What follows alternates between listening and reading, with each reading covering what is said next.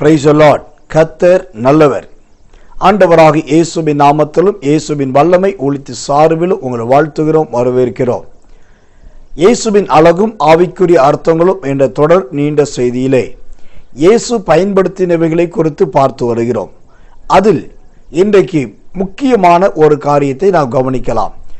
யோவான் சுவிசேஷத்தின் புஸ்தகம் 13ஆம் அதிகாரம் 5வது வசனத்தை வாசித்தால், தாம் கட்டி கொண்டிருந்த சீலையினால் துடைக்கவும் தொடங்கினார் என்று வேதம் சொல்லுகிறது. ஆம், இயேசு பயன்படுத்தினவைகளில் சீலையும் ஒரு முக்கியமான பங்கு வகிக்கிறது. நாம் கவனிக்கலாம். சீலை என்றால் என்ன? அது எதை குறிக்கிறது? யோவான் சுவிசேஷம் 11ஆம் அதிகாரம் 44வது வசனத்தை வாசித்தால், பிரேதத்தை கட்டக்கூடியதுதான் சீலை. கர்த்தர் நல்லவர். அப்படியானால் சீலை என்பது மரணத்துக்கு ஒப்பாக இருக்கிறது, மரணத்தை குறிக்கிறதா இருக்கிறது. கர்த்தருடைய நாமம் மகிமைப்படுவதாக. இயேசுவின் நாட்களில் 3 முறை தொடர்புடையதாய் வருகிறதை நாம் காண முடியும். கர்த்தர் நல்லவர். அப்படியானால் அந்த 3 முறை எது?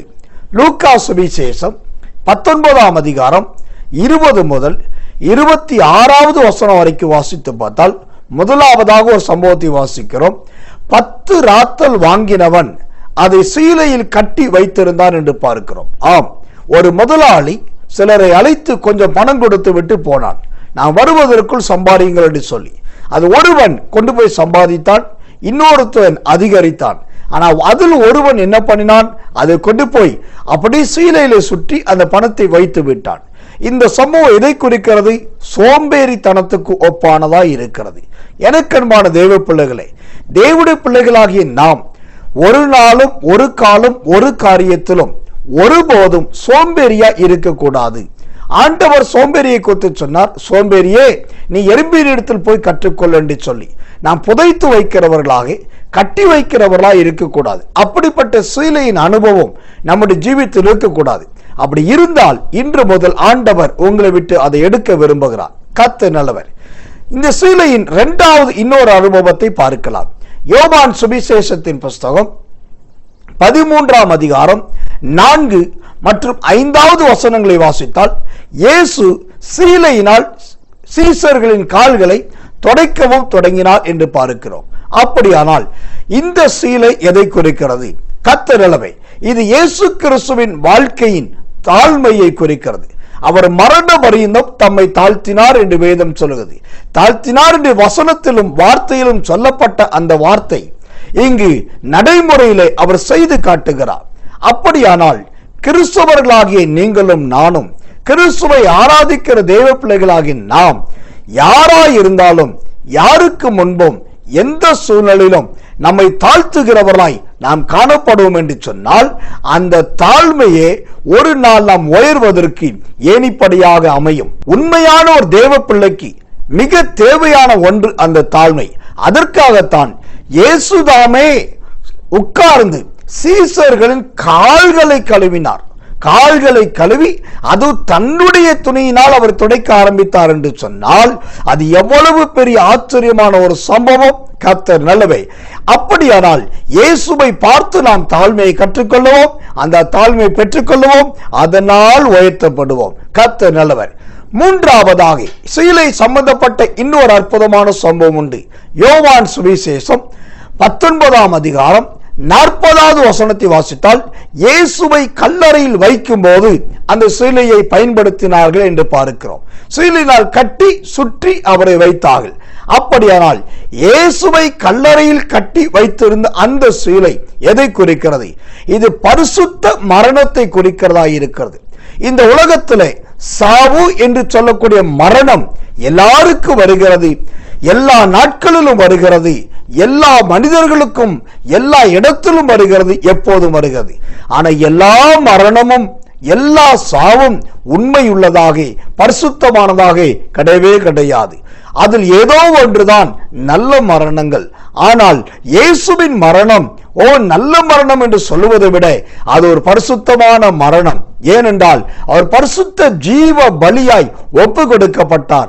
ஆனபடினால் தான் அவர் சீலையிலே சுற்றி அங்கு வைக்கப்பட்ட அந்த சீலை பரிசுத்த மரணத்துக்கு ஒப்பாயிருக்கிறது.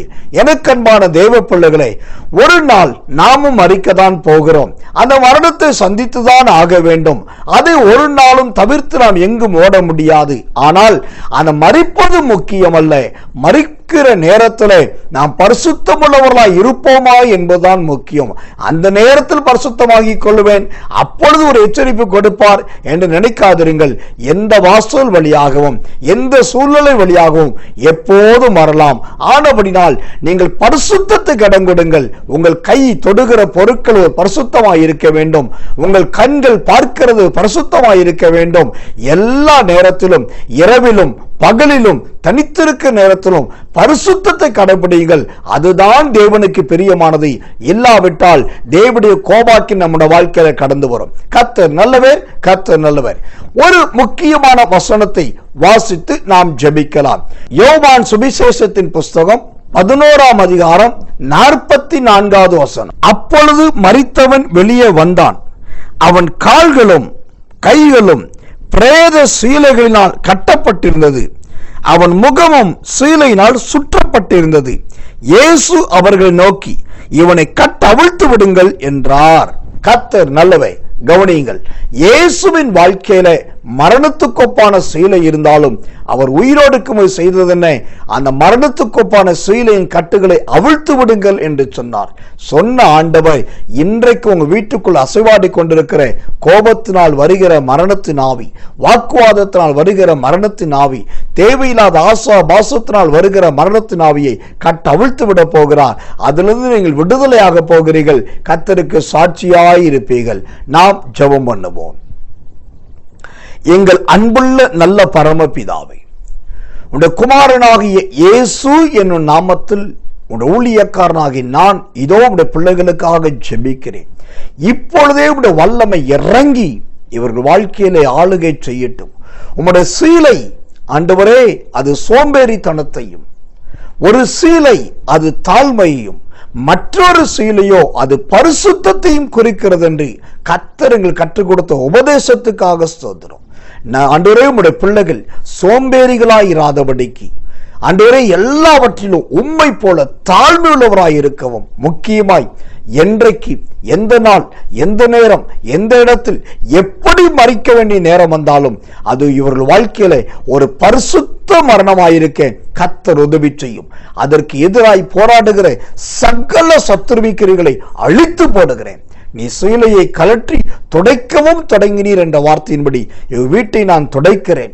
சத்துருவின் வல்லமைகளை துடைத்து வெளியே விரட்டுகிறேன் இயேசுவின் நாமத்தில். இவர்கள் கட்டுகள் அவிழ்க்கப்படுவதாக.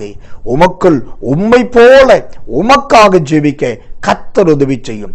இயேசுவின் நாமத்தில் பிதாவே, ஆமென், ஆமென், ஆமென்.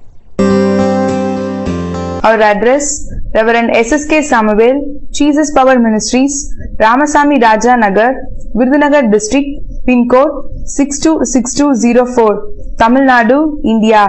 Our mobile numbers 09962547469, 09080583815. Our email ID: ssksamuel69@gmail.com.